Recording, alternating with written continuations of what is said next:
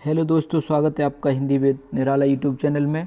दोस्तों, मुझे आशा है कि आप स्वस्थ होंगे, मस्त होंगे और ज़बरदस्त होंगे और आप अपनी पढ़ाई को अच्छे से कर रहे होंगे। तो दोस्तों, हम पढ़ा रहे हैं आपको वाक्य रचना और हम बात कर रहे हैं वाक्य के बिंदुओं पर कि वाक्य के बिंदु कौन कौन से होते हैं और वाक्य कितने प्रकार के होते हैं। तो हमने बताया था कि रचना के आधार पर वाक्य 3 प्रकार के होते हैं और अर्थ के आधार पर वाक्य 8 प्रकार के होते हैं। तो हमने सबसे पहले रचना के आधार पर जो वाक्यों की संख्या बताई थी 3 होती है, तो उसमें से हमने पहले पहले नंबर के वाक्य को हमने पढ़ लिया था और वो था सरल वाक्य। और आज बात करेंगे हम संयुक्त वाक्य पर। संयुक्त वाक्य पर बात शुरू करने से पहले आपसे निवेदन करते हैं कि हमारे Hindi channel Hindi with Nirala YouTube channel को सब्सक्राइब कीजिए और वीडियो को लाइक कीजिए और वीडियो को शेयर कीजिए, जिससे हमें मोटिवेशन मिलता रहे और हम इसी प्रकार आपके लिए निरंतर वीडियो लाते रहें। तो शुरुआत करते हैं संयुक्त वाक्य पर। संयुक्त वाक्य संयुक्त वाक्य किसे कहते हैं? जिन वाक्यों में दो या दो से अधिक सरल वाक्य परस्पर जुड़े रहते हैं और दोनों ही प्रधान वाक्य होते हैं। यानी प्रधान का मतलब अपने आप में मुख्य होते हैं। वो क्या दोनों के मेल से जब एक वाक्य बनता है तो क्या कहलाता है? संयुक्त वाक्य। यानी दो सरल वाक्य आपस में मिलते हैं या दो से अधिक मिलते हैं तो वो क्या करते हैं? एक संयुक्त वाक्य का निर्माण करते हैं। वो कैसे, और इसकी मैं पहचान बता दूं। आपको ज़्यादा कुछ करने की ज़रूरत नहीं पड़ेगी। अगर आपने ये याद कर लिए, अगर वाक्य के बीच में दो वाक्य जब जुड़ रहे हैं, सरल वाक्य, उनके बीच में जोड़ने का काम क्या कर रहे हैं? और कर रहा है, तथा कर रहा है, एवं कर रहा है, पर कर रहा है, परंतु कर रहा है, लेकिन कर रहा है, या कर रहा है, अथवा कर रहा है, या नहीं तो कर रहा है, तो समझ जाइए कि कौन सा वाक्य है वो संयुक्त वाक्य। विशेष ध्यान रखना पड़ेगा इस बात पर। ये मैंने पहचान आपको बता दी है और आप, मुझे उम्मीद है कि आप इसे याद करेंगे और आप संयुक्त वाक्य की पहचान बहुत अच्छे से कर लेंगे। आपको ज़्यादा कुछ दिमाग लगाने की ज़रूरत नहीं पड़ेगी। और इसके जो महत्वपूर्ण बिंदु हैं उन पर बात करते हैं।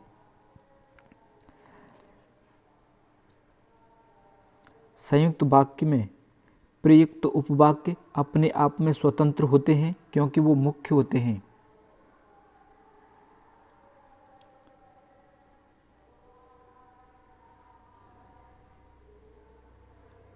इनका अर्थ समझने के लिए दूसरे उपवाक्य पर निर्भर होना पड़ता है। यानी एक वाक्य होता है, एक वाक्य पढ़ने के बाद या सुनने के बाद हमें दूसरे वाक्य को पढ़ना या सुनना पड़ेगा, तभी हम समझ पाएंगे कि ये संयुक्त वाक्य कह क्या रहा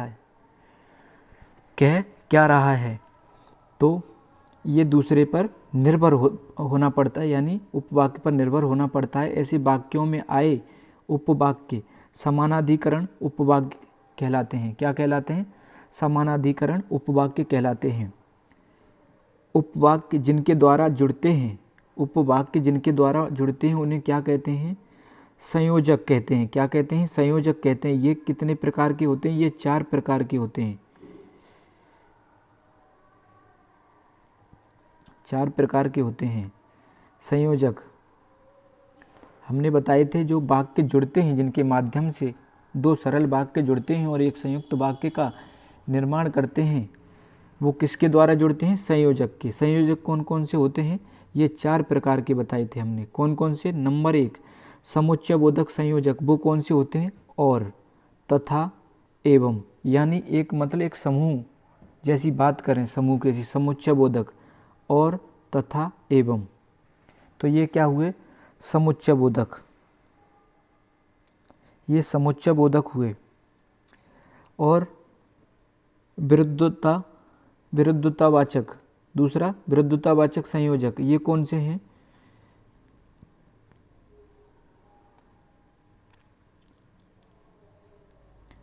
पर, परंतु, किंतु, लेकिन। आपने किसी से कोई बात कही, किसी काम को करने की कही, उसने पर किंतु परंतु लगा दी तो क्या कर रहा है, वो आपके बात की अवहेलना कर रहा है, विरोध कर रहा है। आपने किसी कोई बात कही कि आप वहाँ चले जाइए, वहाँ से एक चीज़ ले आइए। उसने सामने वाले व्यक्ति ने कही मैं चला तो जाता पर मैं चला तो जाऊंगा, परंतु आप ये नहीं दोगे, वो नहीं दोगे। किंतु परंतु जैसी बात करने लग जाए तो वो क्या, विरुद्धतावाचक संयोजक होते हैं। ये ध्यान रखना, ये पूछने के लिए आते हैं कि इनमें से विकल्प में दे रखे होंगे और पूछेगा कि विरुद्धतावाचक संयोजक कौन सा है। जब आपको याद होंगे तो आप बता पाएंगे। अब नंबर 3, विकल्प सूचक संयोजक या अथवा। हमने कोई काम दिया, 2 काम दिए और हमने कह दिया कि या इसे कर लो या उसे कर लो, तो ये क्या हुआ, विकल्प हुआ। यानी हमारी चॉइस पर हुआ, हमारी पसंद पर हुआ, हमारी इच्छा पर हुआ कि हम कौन सा काम करेंगे, तो क्या हुआ, ये विकल्प सूचक संयोजक। नंबर 4 की बात करें, परिणाम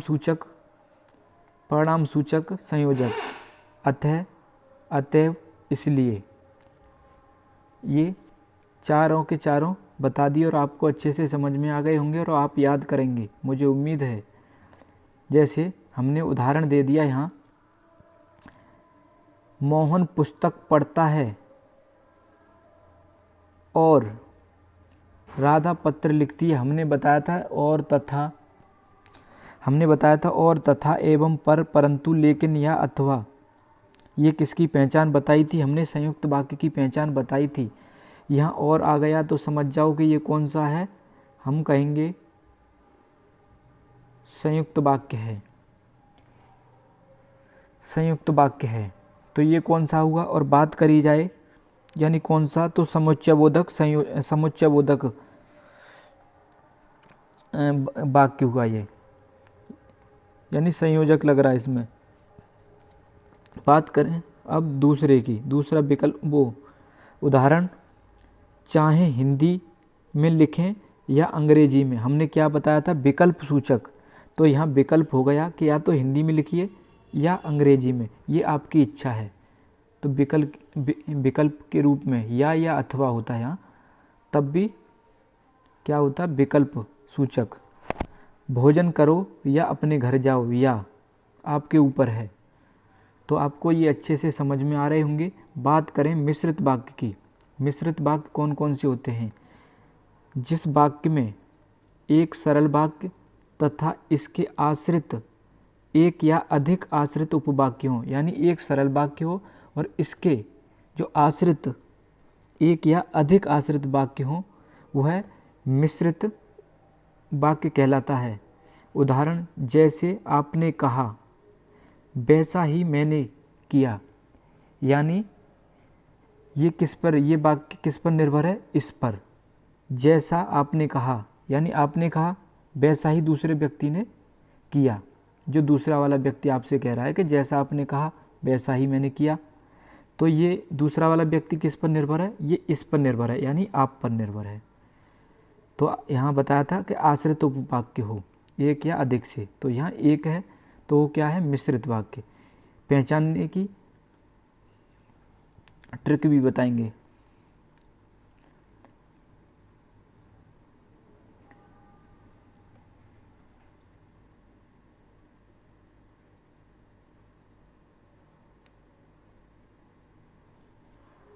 मिश्र वाक्य में आश्रित उपवाक्य 3 प्रकार के होते हैं। याद रखिए, कितने प्रकार के होते हैं, 3 प्रकार के मिश्र वाक्य में आश्रित उपवाक्य होते हैं। और कौन कौन से, संज्ञा उपवाक्य होते हैं, विशेषण उपवाक्य होते हैं और क्रिया विशेषण उपवाक्य होते हैं।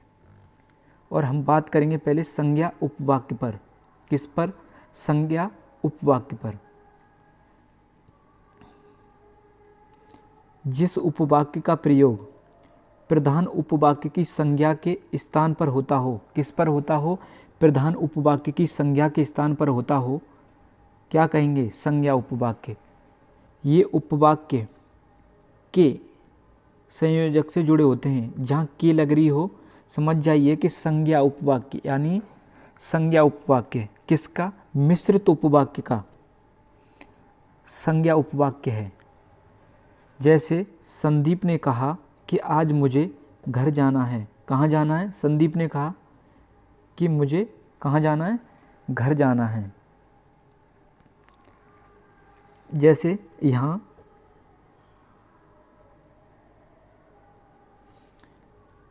ये क्या है? ये प्रधान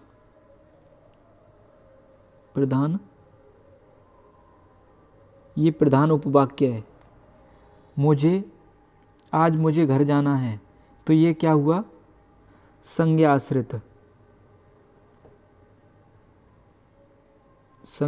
आश्रित उपवाक्य हुआ। ये प्रधान हुआ, प्रधान वाक्य उपवाक्य। प्रधान उपवाक्य पर क्या प्रश्न? प्रधान उपवाक्य पर क्या प्रश्न करने से जो उत्तर आए वही संज्ञा उपवाक्य है। क्या है? अगर हम प्रधान उपवाक्य पर क्या लगा दें कि क्या, तो जो उसके बाद जो उत्तर मिले हमें क्या होगा? वो वही संज्ञा उपवाक्य होगा।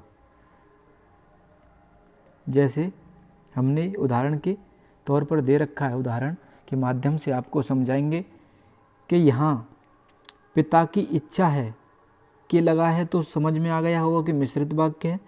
बेटी इंजीनियर बने, यानी पिता की इच्छा है कि बेटी इंजीनियर बने। प्रश्न बनाया यहाँ से, प्रश्न, पिता की क्या इच्छा है, यानी प्रधान उपवाक्य है। तो पिता की यहाँ क्या लगाया? क्या इच्छा है। उत्तर मिला बेटी इंजीनियर बने, तो क्या हुआ ये? तो संज्ञा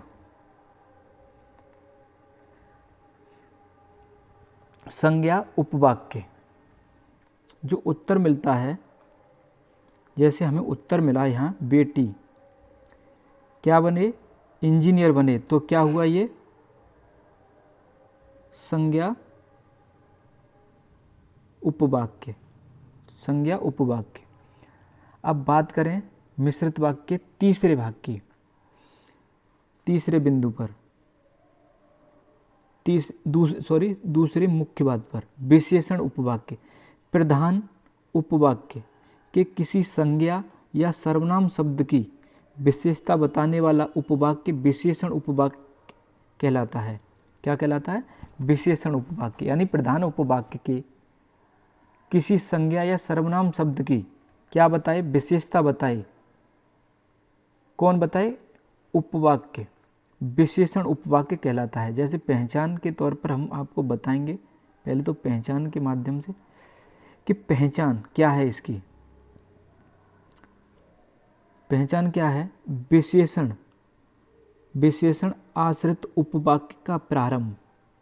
यानी विशेषण आश्रित उपवाक्य का प्रारंभ किससे हो? जो, जिसे, जिसने, जिसको, जिनको, जिनके लिए आदि शब्दों से हो। आदि शब्दों से हो तो क्या कहलाएंगे? विशेषण उपवाक्य। जैसे उदाहरण दिया यहाँ, उदाहरण, मैंने एक आदमी देखा, यानी मैंने एक आदमी देखा जो बहुत लंबा था। क्या? मैंने एक आदमी देखा जो बहुत लंबा था। तो यहाँ क्या बताया था हमने कि प्रधान उपवाक्य की किसी संज्ञा सर्वनाम शब्द की विशेषता, यानी संज्ञा सर्वनाम। मैंने एक आदमी देखा। क्या देखा? एक आदमी देखा जो क्या था? बहुत लंबा। तो किसकी विशेषता? आदमी की विशेषता बता रहा है। तो क्या हुआ? विशेषण उपवाक्य हुआ। बाहर एक लड़का है जिसके कपड़े क्या हैं? काले हैं। किसके? लड़का के।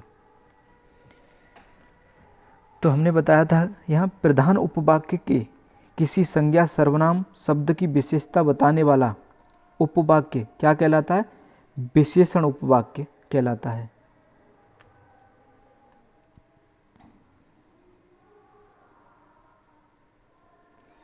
और हम पहचान बताएं, प्रधान उपवाक्य पर कौन, किसे, किन्हें आदि प्रश्न करने पर जो उत्तर आता है वही क्या होता है, विशेषण उपवाक्य होता है। जैसे हमने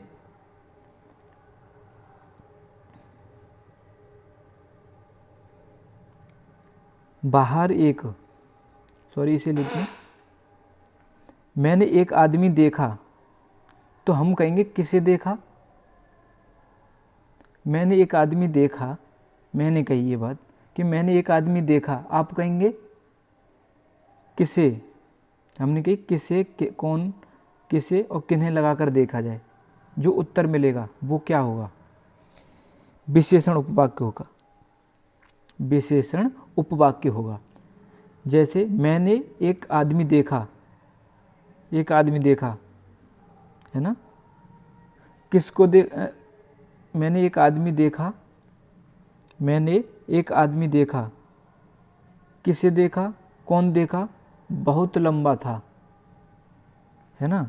बाहर एक लड़का है जिसके कपड़े काले हैं, बाहर एक लड़का है, कौन है, एक लड़का, यहाँ बात आई कौन है, एक लड़का। और देखा, किन्हें देखा, बहुत लंबा आदमी। तो ये बात अच्छे से समझ में आ गई होगी। अब क्रिया विशेषण, क्रिया विशेषण जो उपवाक्य प्रधान, जो उपवाक्य प्रधान उपवाक्य की विशेषता का बोध कराता है उसे क्रिया विशेषण उपवाक्य कहते हैं। पहचान है इसकी, जैसे वाक्य, वाक्य में आए, क्या आए, वैसे वैसे, वैसे वैसे, जैसे जैसे, क्योंकि, इसलिए, यदि, यद्यपि, जहाँ, जिधर, प्राय, जब, जो शब्दों का प्रयोग होता है तो वो कैसे वाक्य होते हैं, क्रिया विशेषण उपवाक्य होते हैं। कैसे, क्रिया विशेषण उपवाक्य होते हैं। आपको इतनी बात अच्छे से समझ में आ गई होगी। और ये आज की वीडियो जिसमें हमने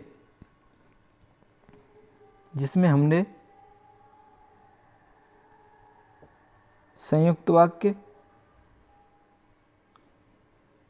और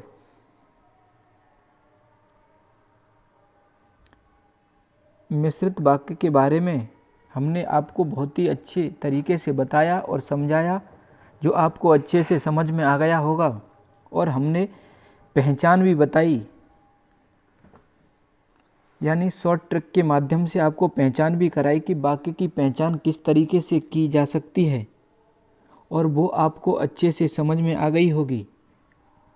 इस तरह की पहचान अगर वाक्य में वैसे वैसे, जैसे जैसे, क्योंकि, इसलिए आ जाए तो मिश्रित वाक्य तो होगा। अगर मिश्रित वाक्य में अगर वो डीप चला जाए, पूछे, तो हम कहेंगे वो क्या होगा, क्रिया विशेषण उपवाक्य होगा।